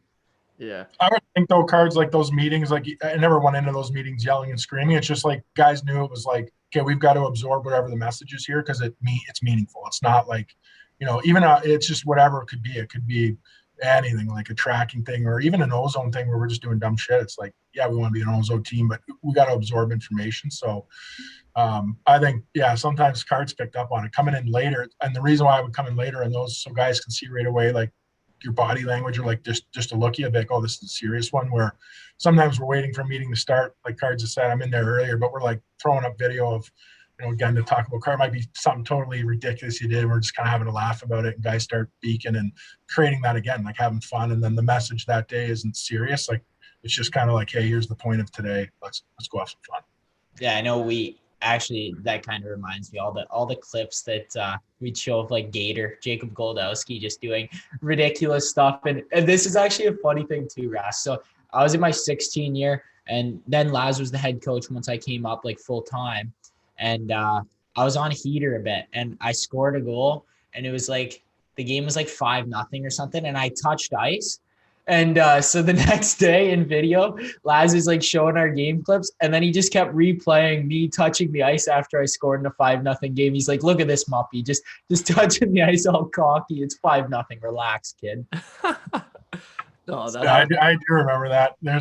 I remember that, but it's to keep the message light. It's like, I don't know, it kind of builds your team character inside because you have kind of like things like that to chirp around. Or if a guy does it like a week later, he gets the 4th, 5th goal, like guys are all over him on the bench. Like, what are you doing? Like, what are you so excited about? We're up 4-1, like game's over, So it's, you got to keep it fun and guys got to know, like, I don't know if you guys feel as player cards, but when coaches like willing to kind of break down those walls and make it fun, like it almost takes the intimidation factor away, which is what my goal is. I don't want guys to be afraid of me. I just want guys to respect the message. So I try to look for ways to kick down that wall. So guys know you care about you and they know what you're about and they know when you're being hard on them, it's for a reason. So yeah, no, I like that answer. How it's pretty uncommon what you said, where you don't have to be distant from the players, but Cards actually, you being the player who Laz has coached, answer honestly, like, how do you handle that? How do you think the players handle, whether it's the hard ass coach or the Laz approach where you can get both sides of it, like the friend and, he knows when to be on you. How do you respond as a player? I think all the players in SEG would agree with me there. You want, like, Laz probably best coach I've ever had. I mean, like, just in that sense, like, just the way he treats the boys, like, just respectful, but he's also hard on you. And then he's teaching you the game at the same time. And I was fortunate enough to get another coach who was similar to Laz in Millsy when I came to Barrie. And just to work with him, kind of the same philosophy he has there. So I've been fortunate enough to have 2 players coaches, and I'd take that any day over a guy who's just going to kind of harp on you and kind of put you down and have a distant relationship. You'd rather have an open line of communication. Therefore, you can kind of just talk about things and realize where you're at. He's not going to tell you you're brutal. He's not going to tell you you're great when you're not, right? He's just going to be honest, and it's a black and white relationship, which is key for learning, I think. Yeah, no, I agree with you there. Now, Laz, back to you. We mentioned you got that head coaching job finally in Saginaw. I want to know what that day was like for you when you hear, it's your turn, you're going to be the head coach. Kind of dream come true, I imagine, for you. So how was your reaction and how'd that day go for you? Well, it was weird because, like, we played Windsor on the Sunday and we lost. And, like, usually, when Drinks is coming to town, he'll let you know he's coming to town, whatever. He's kind of standing down where our offices are and he's not really saying anything to anyone. So, like, right away, I didn't think something was up. So I went home that night. I actually told my wife, I thought we were getting gassed. Like, I was like, Jack, I think we might, like, be getting fired here. Our team just wasn't doing well. I've been there forever. So I'm like, if they're going to make a change, I'm probably going to be out as well. Like, it's my 3rd year there. So we, the next morning, we're just Monday was a day off. We're just kind of hanging around the house. Phone rings, Dave Drinkell. I pick it up. Hey, he's like, hey, you want to come down to GMG? And I'm like, oh, fuck, like, here we go. And not much more. And came down to GMG and I walk in and right away, Dick, Goose, and Drinks are in there. So after Drinks called, I told my wife, I'm like, well, I think we're getting gassed. Now we still had the rest of that year on contract. So, like, family wise, it was like, we had just had our daughter. We're like, well, at least we have X amount of months to kind of like figure our shit out. So I go driving down there, not really sure what's going to happen, walking in the boardroom, like, serious face. You can tell there's tension in the room. I'm like, oh man, here comes the axe. Like, it's not a good feeling walking in. And I sit down and the first thing they said, well, we've let Smitty go. And I'm like, okay. And in my head, I'm like, and we're going to let you go. I'm waiting for the axe to fall. And they said, we're going to make you head coach. And I didn't have any emotions at all. First of all, I was shocked that Smitty go. And 2, I was kind of just sitting there, like, shaking my boots And Drinks finally goes, you can smile, Laz. So I smiled right away. I was like, can I call my wife? So the first thing I did, I left the room. I went and called Jackie, my wife, and just told her what was going on. So, and then after that, it was like, honestly, it's emotional, but it was a weird time because we had a practice that day, I believe, or we had a meeting called that day. Then we were leaving for our North Bay trip on Wednesday. So I'll tie an Ivan story into this for you as well. But so Dick comes down, he addresses the team like, oh, that's great. It's emotional. Like a million things are spinning. But my mind right away is like, fuck, we got 3 games in 4 nights. And we have 1 practice. There's a ton of shit I want to do. Where do you even start? So we practice Tuesday. It's all good. We have a morning skate kind of Wednesday before we leave. And whatever happened, I was off the ice. The assistants are out there, but something happened where Ivan got pissed. So he comes flying into the room and he locks himself into the trainer's room. So like he's like, I'm getting on a plane. I'm going home. He's all mad. And I don't know what happened, but something happened where I'm sitting here like, holy shit. Like we got the best goalie in the league. He's going home. There's a fire on my first day of work. And like we're about to leave to go on 3 games in 4 nights. And I'm already stressing about the road trip. So we get all the guys in the dressing room. I sit down with them like at their same level. And we just talk really what we talked about. I don't know if you were there, Cards, but we talked about like, okay, this kind of shit is done with. We've got to become tighter as a team. We really believe that we have a team here that's going to win the West Division, but you can't do that if you're separate. Like you need to come together. It's just the garbage like antics that are not bullying, but like just not team-like uncle. Like we're done with it. We're moving in a different direction. And we went into North Bay. We win. We were down 3-1 and we scored 2 late and 1 in overtime. Bodie Wild made an unbelievable end-to-end rush and scored. And I remember Ivan everybody's going to the pile. Ivan comes flying into the bench and like dives in like he's trying to hop over the boards, like right into me. And I'm like knocked off balance, like what's going on? And it's just, I think that moment. So I think that scenario in practice where it was kind of a fire sale to an overtime win kind of galvanized our group. And we just went on an absolute tear from there. But I was scared shitless, to be honest. When they named me head coach, I was like, waited forever to do it, thought I was ready, and then realized again, you're sitting there. It's like, I don't know if I'm ready, but it's time, so. And I think the cool thing, the story, I always tell this to other coaches, like developing relationships, because I was an associate to Cards' point before, I had great relationships with the whole group of G and Buzzy and Jenks. And I remember those guys walking up after Dick first talked to our team. They came up and they're like, Laz, we got you. Like, we are not going to fail you. We're not going to fail as a group. Like, I think that was a real big moment for players, coach. Like, we were in this together and we had to find a way, and we did. And it was our best season we've ever had. That's awesome. That's incredible to hear. What a story too. Now, I mean, you just mentioned how the players kind of support you. I'm wondering, coaches always say, you teach the players, but a lot of the times players, you can learn from them. Are there any players that have had a big impact on you that you've coached? Maybe cliche answer, but every one of them. Cards will know this. I always tell our group that we're a players coach team, not a coach team. So my ideal situation is I'm out of the way. The guys know exactly what we want to do as a team. Like we've kind of led them as coaches. They've came up with input themselves, and as coaches, we can kind of stand back, and the leadership and the group themselves understand what we're trying to do, and they can do it. The messages come from them. That's the ideal scenario. But you learn from every player, man. Like, I'm a big believer in self-reflection. Like I tell our players all the time, like, analyze your game, think back. And I think even for us, like after a weekend, we always have a day off. My day off is like, it's a mental grind because you're reflecting on every conversation you had, practices through the week. Like, it's things that happen in a game. Did you react right? Your message to the group. Did you get on a player in the message that you knew it was like, you can't act like that. You've got to find a different way with that guy. So to me, you're always learning. Like, it's lifelong learning. It's constant evaluation. Like, I want to be the best at what I do. I want our players to be the best. And I think self-evaluation where you're critically looking at yourself, and you got to be honest. Like, there's things I do where I'm like, that was a major mistake. Like, that was a mistake by me. I can go into game 7 in that whole conference final, and there's so many mistakes I made that I think cost us the series, to be honest. But it drives you as a coach because you're learning, and then you want to get back and like rectify those issues. But I think self-reflection, constantly learning, and exactly, like, let guys show you stuff. Like I know there's times with Cards where I'd push him and I'd feel like he's not listening, and then all of a sudden he goes out and he executes what you're saying in his own way. Like, just because he's not staring at you in the eyes and like giving you the head nod like a Giroux would do, doesn't mean he's not absorbing information. So you're learning different guys, how they take things in. So constant. Yeah. And I mean, Rask, I don't know if you got anything more on the coaching side of things, but I know we got a bunch of fan questions for Laz here. Yeah, We go want to ahead. hear what a coach kind of has to say, but we'll just start firing these away. Which player pissed you off the most? In my career, Yeah, sure. well, I would say Ivan with the meltdown in game 2, because it was just it was bad luck on his part, because he actually has batted the puck out like that while wearing a Spirit jersey for clears when we're killing a penalty. Teams would dump it on net, he'd grab it, baseball swing out, and a lot of Russian goalies actually did it. We sent that video to the league to try to overturn the call, but I was frustrated in the moment with him, but real sad for him that he never got another opportunity to take the next. I think if we could have won that game 7, he would have been lights out. So that's maybe the most mad I've ever been with a player, just because he made a kind of a shitty decision in a tough spot. But I love the guy. Like, we never would have had a season we had. I probably wouldn't be sitting in this chair for him for a guy like Ivan. So. Yeah, for sure. And any coach in the league you don't get along with? Well, it used to be Greg Walters in Oshawa didn't like me because I made some low comments towards him about being a tier 2 coach after they whooped us in our barn.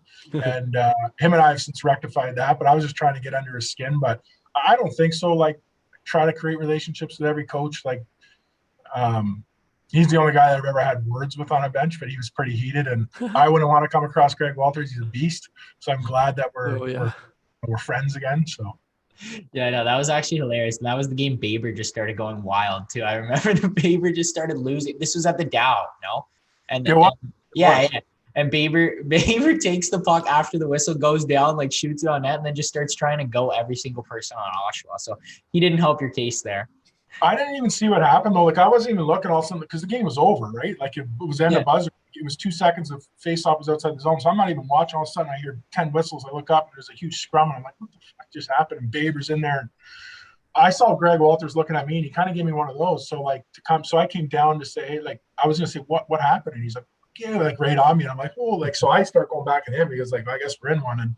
And after the game, I knew they were gonna watch the tape, and our post-game like interviews is on the tape. So I kind of made some comments that way, knowing he would see it and piss him off, and it did. But looking back, I should have just, diffused the situation. But Wally's a passionate guy. He's a great coach and a great job in Oshawa. Like, I'm not saying anything negative towards him, but that's the only time I think I've ever had one of those situations. That's so funny. How do you spend your time on the bus? Well, a lot of video, like watching a lot of video, and then I don't know, like sometimes watch the movies. It's hard not to watch the movies. You guys put those fucking gun movies on, the volume's on 30, like your ears are bleeding. Like, and it's always the worst. Like, you're driving home from a game, it's 1 a.m, and there's like bombs going off in the bus. Like, and you guys are all up there. Like, so I don't know. Like, I try to get a lot of tape done, or sometimes honestly just shut my eyes because I don't sleep a lot during the year. So I take a little bit of time on the bus just to kind of have a nap. But I don't know, video passes the time. There's some long nights there. Yeah. Favorite memory from SAG? I would say winning that game 2 in that conference final, like, such a swing where, we're up. I think we're up. Was it 2-1? We were up to whatever the score was. We were up, and we were cruising prior to the Justin Murray hit. And I'm like, we're going to close this out. No problem. Go up 2-0. Like, life's good. Murray throws a big hit, gets ejected, 5-minute penalty. They score twice on it. Ivan does his thing.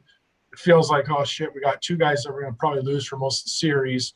If we lose this game, like, how the fuck are we going to get anything going? And then we find a way to win that game, get up 2-0, and it's like, oh, we're going to win the series in 5. Like, so it was such a swing, but it was a cool moment because the Dow, it was buzzing, man. Like, I've never seen anything like that. And I still sometimes watch the clip back from when we tied it and when we won in overtime, and it gives you chills because it was like such a cool atmosphere.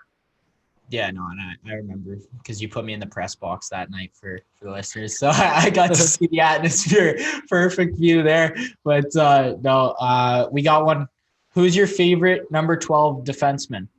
Well, it's not Mason Milne, because that guy likes to start the year Cobb 12 every year and then try to turn it on. Like, he walks in coming out of his NHL camp just thinking he's the man, like strutting. And it's like, here we go. Millman's here. He's the man. He came back from NHL camp, starts the season like -12. And then he goes on an absolute tear, and then he's the man again. So he goes from the man to like sad dog and dragging his feet around, like, look at old Mason's all set, to the man again by the end of the year. And it's like, uncle. Like, but Millie's my boy. I told Millie at 16 that he was going to play in the OHL and he was going to probably be an NHL player. And he's made me look good, so I love him. Yeah, he's backing you up there. I mean, he told the story a little bit differently when he was on, but I'm glad you clarified what I had to say. And then this is our last one here. Have you ever benched Cardsy? I think I did a few times. My biggest issue, and what was my issue with you all the time? What was I on you for the most? You tell me. You don't even remember, but you tell me. Well, on it, like obviously my D side, but like if I wasn't like tracking, or if I wasn't tracking, you would hate it, and you'd always harp on me for that. Yeah, my biggest thing for Cardsy was, so when I got to the point where a few times it was like, all right, man, like just have a little seat here. So, but when you're on, you're on. I think, but a 17-year-old kid, like they're all the same, man. They're hard to get to understand the value of tracking. And the reason why I wanted that for Cards is because I know NHL scouts would look at you and for sure offensive side, and you're going to be a draft pick. Like you're probably going to get drafted this draft a year out, and you're going to kind of like Kevin, like the LeBanc kid that played in Mangiapane. Like those two guys, I used to use that example with you all the time. Like, yeah, 100-point guys in the league, which I think you'll morph into if we get playing again here this year. Like you'll be that type of a player. But those guys figured it out even in the OHL, now in the NHL, like the value of being a dog and hunting pucks and being relentless and stripping from behind and like getting puck recoveries in the O zone. I think my biggest thing, my vision for you is to get that into you early. So that's the type of player where guys are like, oh, he's going to be like that and be an effective player in the NHL. So a few times I had to sit you down, but not really. Like you were a big part of our team. I know we were a deep team. Sometimes you're on our first line, sometimes you're down the lineup, but always a threat on the ice. And I was shocked you didn't get drafted, Cardsy, and I was disappointed for you, but I have zero doubts that you will be an NHL player at some point in your career as long as you keep doing your thing. I appreciate all those words from Laz there, and it means a lot, especially from a coach like him. And I know he said, yeah, I didn't really get benched, and that was another thing. Like Laz, a player's coach, he'll talk you up. He's not going to sit you down or abuse you too bad in that sense. But I can remember the one game in my 16-year-old year, and it was hilarious because I was like, I scored in my first game, and I'm thinking I'm the man out there. I'm like, all right, like this is sick. Like, no, like I'm the best ever. And, and then the next like 6 games to follow, Rask, I was legit -2 every night. So we're in a game in Windsor, and it's the last game before the Christmas break. And we're short on guys, and we only have 10 forwards. So like, I'm the 10th forward. So they're rolling 3 lines, and it comes second period. And I'm like, Laz goes, Cards, you're in for a shift. So I'm like, oh God, here we go. So, and sure enough, teddy bear toss night here in Windsor too. And sure enough, I get out there, don't do too much. Don't even touch the puck. Cooley gets it in the slot, buries. I'm like, oh my God. So I go on for 1 shift that game, and I get scored on, and that was probably -8 in my last 4 or 5 games. So I'm like, yeah, nope, sit me down. I just went to the end of the bench. I'm like, hey, I'm done. Like, that's enough for me. No, that was like the only time I've really actually been benched by Laz. But for good reasoning. I was being a tool in the defensive zone as a young 16-year-old there, and I thought I was the man after I scored game 1. So and then it's raining teddy bears on you in case you forgot how many minuses you had. yeah, no, exactly. That just made the situation even way worse. And I got a live fan question from Danny Caddick asking Laz to petition the league to allow OAs for another run. Yeah, Danny's been all. You know what? I do think the league, though, like in all seriousness, like COVID, like terrible situation. OA guys lose a year, and it's not fair. Like in my opinion, just to say like, well, bad break, move on. I think they've got to find a way to at least allow even 2 of them back, type thing per team, and whether a team wants to put those 2, you want to call them super OAs on the team or not, like. I really believe the league should do it because there is kids like Danny and other OAs in the league that like they deserve an opportunity to come back and play in our league. And Danny's given everything to our organization. He's developed drastically in it. And I really believe if COVID aside, we would have had a normal year and Danny played on the group that we would have had this past season as an OA, I would have a hard time not seeing him score 20 and get at least American League deal. So I know he thinks he's the man and he's the best, but he really is the best. Like he's exactly what we're about here in Saginaw. That's sad, man. Like it's a real sad situation for guys like him because I know when Danny got the news that that he was not that the season was going to be canceled, like he was crushed. And I think sometimes the league's got to remember we have to look at these kids in the face and tell them that. And there's got to be a way. And I don't know what the way is. And I know there's a lot more stuff going on at the league level and they're trying everything they can to make it right. Believe me, they are. But I hope that is a true consideration because guys like him deserve an opportunity to play in this league and see if they can find something for themselves at the next level. Yeah. And Danny, obviously a great kid and a glue guy in the room. And I still close with him to this day. And obviously you're real close with him. You just got to spend a few months with him. So I'm sure that was a hoot and a holler. But also with Danny there, like I was just about, oh yeah. And with Danny there, yeah, he commented. Right there. That's Cards' D zone. Yeah, no, that's me in the D zone. Just a quick mental lapse, and it's in the back of our net. I'm sitting on the bench in Windsor, Rask. But no, Danny commented in the comment section for the thing. Actually, we're the best. So he just wanted to make it known that he's still the best and Sag's the best, because that was funny. Remember when we had to get new shirts in the playoffs last because of our saying? Yeah, we had what is it? The WTFB, and so we were playing Sarnia, and somebody like Googles that, and I think it says like, I don't know what it is, but it's supposed to be like something or something. Like I don't know, but it was like no, because I would always go into the room, and then Webby started doing it. The last message we always wanted the guys to hear was that we were the fucking best. Like when I took the team over, we were 500, and I told the group we were going to win the division. We were a bunch of points back, but like I always wanted them to know that we were the fucking best. Like we were. And Webby took it over right before the start of every period. He'd always stand up on the bench and yell that, and kind of like, that's like, all right, puck's going to drop. Here we go.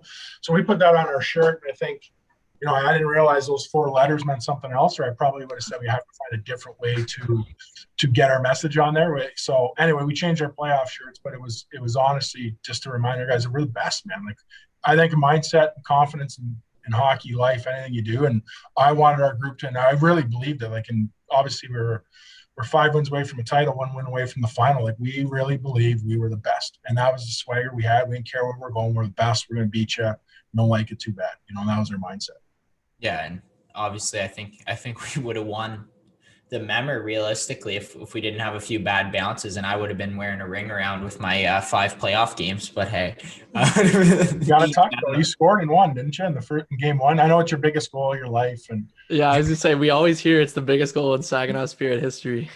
It did get us going though, because I remember we were down 2-0, and this always happens. Like I learned this in junior B. We had a really good team in our first playoff series. Like guys are like, top teams think it's like, well, because we were playing Guelph in our junior B year, and like guys going, it's like, well, this is going to be easy. We beat them 8 times this year, so this is going to be an easy round. And once the playoffs start, like obviously you guys know hockey, like everything goes through the roof. So I knew after that first, it wasn't even so much yelling at the guys. Like I just knew we were down 2-0, we were going to be fine. Somebody like Cards had to get us going, but just the way that Sarnia jumped on us, they played hard. They were all over us, and our guys were kind of like, I think that was their whole shit. Like, this is going to be a lot harder than we think. And that was one of our toughest series. But Cards did get us going. He got a big goal. He almost jumped through the glass. The whole place is going. And then Jenkins scored like a minute later, and it's like, here we go. We're good. Tip. We had like 3 goals in 2 minutes, but I give myself the credit, and Rask knows biggest goal in Spirit history. But you said, Laz, that it was my biggest goal in my career, but I beg to differ, and I talked to Drinks about this goal. I'd say scoring on you guys and then coming to the bench and selling in front of you is probably a little better than that. Yeah, like, well, you know what? If anyone was going to beat us that night in Barrie, and you guys came back, I actually was really impressed with since when Todd took over, and just after all the trades, like your team became a weapon, and you guys just stayed in the game. You grind back, and you just know, like, if you're going to lose this game, I thought it on the bench even before he scored. I'm like, if we're going to lose it, it's probably going to be Cardwell or Porks. And I hope it's one of them, just because they were our guys. And sure enough, this little dick comes down and buries and gives me the celly, and I'm like, yeah. And then I go up in the lobby. He's the first guy I see, his smiling ass coming to his parents, like he's all. But I was happy for you, Cards, because I don't know if Drinks talked about this on his, but that's the hardest trade I've ever been involved in as a coach, and that's the hardest one on Drinks. Like I've never seen guy like a GM shed a tear over trading a player, but Drinks was like heartbroken to lose you, and he tried a billion ways to do that deal. But Marty's not an idiot; like he knows exactly the key to that trade was getting you, because how good a player you are, and that's the only way we could have done it. We looked at we were as a franchise, and it's like we had a tough try, and we went back a million times. And this is why it happened on the last day. It was like, do we get Zooks, who's a first rounder, a bit older than you, a little bit more proven? Like, can he put us over the top?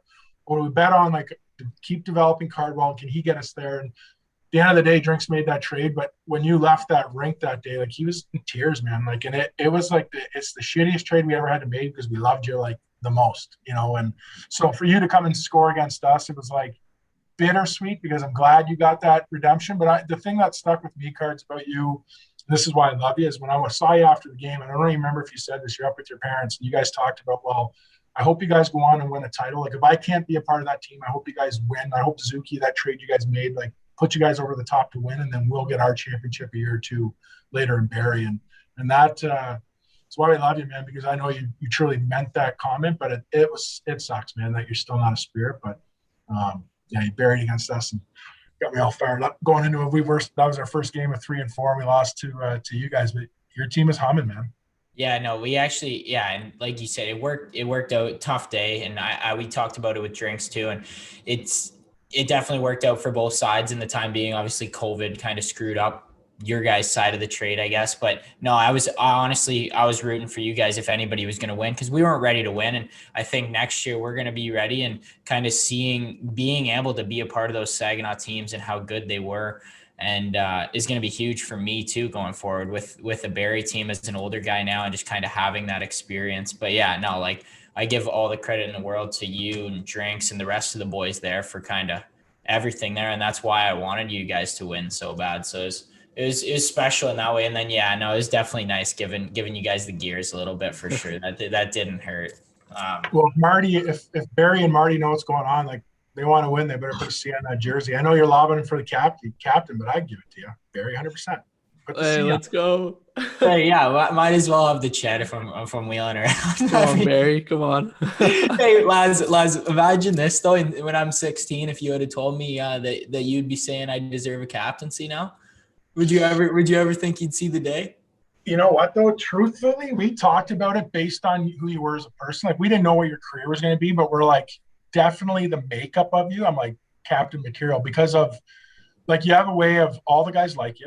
That's key. You have a way of, like, bringing older and younger guys together. You have a little bit of swagger, like confidence to what you're doing. You're not cocky, but you have a confidence in what your abilities are. And, like, you do know how to get up in front of a group, whether it's with the owners or out in public, and, like, be a pro and, like, handle your stuff. You're still a clown behind the scenes, but when you have to be like a representation of the organization, you do a great job. Drinks and I always thought, we didn't know where you were going to be, but we always thought you'd be one of those guys in the conversation for sure. That's the truth of wearing a letter or being a captain for us.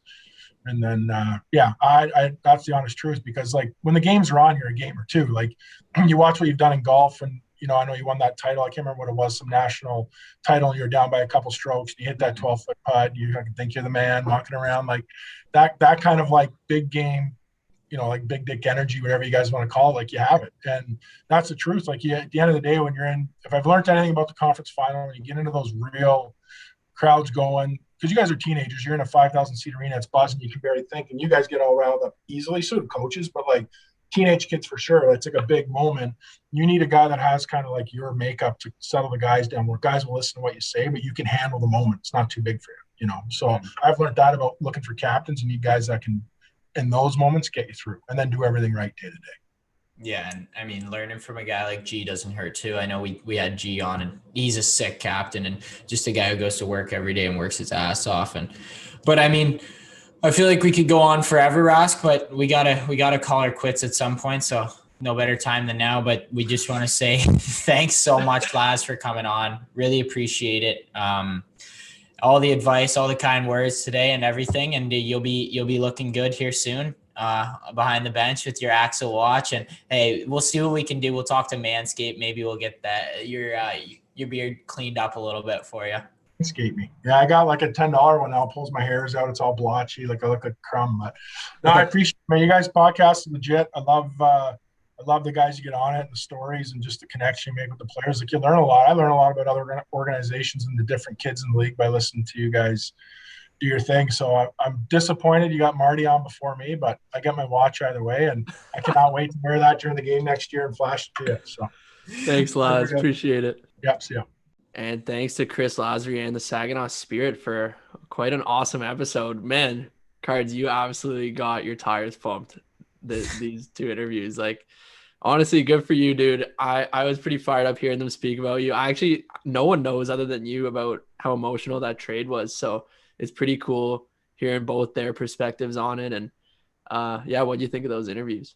Yeah, bro. I didn't realize I was doing such a good job in SAG there. I thought they might have hated me. No, I'm kidding. But yeah, dude, it was an emotional day, and we've never really talked about it on the pod, so it was pretty cool to kind of share that story and understand. Well, I had already knew, but for the listeners to understand, like actually what goes on behind the scenes and the bond that I had between Laz and Drinks and myself and the rest of the team there. So it was pretty special. Just a lot of kind words from them. I mean, I would never say a bad word about them. Only good things to say about Saginaw, as we've said a million times over.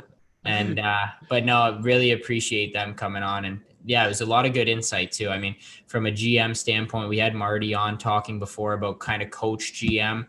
Now I have Drinks kind of sole GM and worked his way up the ranks, kind of like what you're doing right now. Same sort of thing. And then for Laz, kind of coming up the ranks as well, just biding your time and then making the most of an opportunity when it presents itself, you know? Yeah, no, it was very cool. And it's cool for me, someone who didn't play in the OHL, obviously, to see two guys that also didn't play high level like OHL or pro hockey make it in that world. Cause a lot of the time you got to be the former player, and it motivates me a little bit knowing there's some hope for a guy who might not be the best hockey player out there. Yeah. And now we got Rask blowing Drinks phone up. Hey, can you hire me? Okay, easy. Me and Drinks are going golfing though. So how about that? No, it's always great to make good connections. And hey, no, I got good connections down the road. Maybe I'll hop on your guys' team down the road once my career's done. So I don't know if we want you, man. All right, fair enough. I mean, okay, we got to talk about Phil Mickelson. Do you want to just take it away, Cards? Yeah, Phil the Thrill. I honestly thought going into Sunday, I didn't think he was going to do it. But everyone kind of folded and gave him the tournament, and I was super happy. The oldest major winner in the history of time. So it was pretty cool. 50 is not that old in golf. I was surprised to see that. Bro, but still, like, no, I mean, don't get me wrong. No, it's extremely impressive, but to figure that no one older than 50's ever won is surprising. A major. Okay, fair enough. Yeah. Well, there's only 4 a year, right? So yeah, but I mean, people golf till they're 70, and then they go to like the other tour, whatever that one's called. No, so what 50 you go on to that tour. So okay. Phil actually won, I think, 2 tournaments on the seniors this year. Oh, so okay. They're older, right? Like, I mean, they shouldn't be able to keep up, and for him to do what he did this week was absolutely spectacular. And now who knows? I wouldn't count him out going into the US Open. He got that sponsor's exemption, but he doesn't need it anymore, being the champion at the PGA there. So yeah, him headed back to Torrey. Good vibes there. So I wouldn't count Phil out, but I would also love to see what Brooks Koepka is going to do. And I think he's going to have a lot of fire in him, especially with that last day kind of blemish, what he did. I really thought he was going to step up. But what were your thoughts on the tourney? I only watched like 3 hours on the Sunday just to see what Phil was doing. Honestly, I was so dialed into the playoff hockey. It was hard for me to switch over to golf, but I'm just excited for Phil Mickelson. I mean, I like Phil because I watched he makes a lot of YouTube videos teaching, and I watched all his videos to learn my own golf game. So I actually love Phil Mickelson for that. So, I mean, I was just excited to see him win. Yeah, you're going to have the Phil Mickelson flop shot going soon. I'm going to come out and play with you. You're going to shoot 100, but you're going to be flopping them like crazy out there. I'll be like, oh my God, where'd this come from? The short game is going to be incredible. But man, I haven't shot a driver in 2 months now. So I don't really go to the driving range either. So I might be bad like first hole. Let's hit the range first. Yeah, we'll have to get the range buzzing for sure. We're playing at where are we going? I texted you. You stumped me there. Spring Lakes. We're playing at Spring Lakes. Oh, when did you tell me this? I never saw this. I texted this to you. It must have been in a long chain of texts. It was like right before the most recent text you responded to. What? I said, we're getting hooked up from our sponsor at Spring Lakes Golf Club in Stouffville there. They're going to give us some free golf. Oh, I just responded to the text when you said maybe McLeod for 5. I clicked on that when it was on my like notifications and said, yeah. You know? You didn't see that? So I just see it in this now. Yeah, we got some free golf coming, bro. Ew. Yeah. That's huge. I know. That's dirty. Yeah, let's get it booked for next week, baby. Yeah, we'll get it going. All right. I mean, we can probably wrap it up. It's been a longer episode, but an awesome episode, and one I'm excited to get out there. But Cardsy, you want to take it away with the usual outro? You flipped it to me last week, and I crushed it, but I'll give it back. I threw you on the spot, but the fans were texting me and saying that they wanted to hear me send it away again. So, with that being said, everyone, happy golfing. Happy long weekend this past weekend. I hope everybody had a safe and healthy long weekend. Had a little bit of fun. Maybe got their vaccine like myself. And if you haven't yet, try to sign up. Let's get those vaccines rolling. And that pretty much does it from me and Rask. So have a great week. Enjoy the hot summer sun. And we'll see you next week.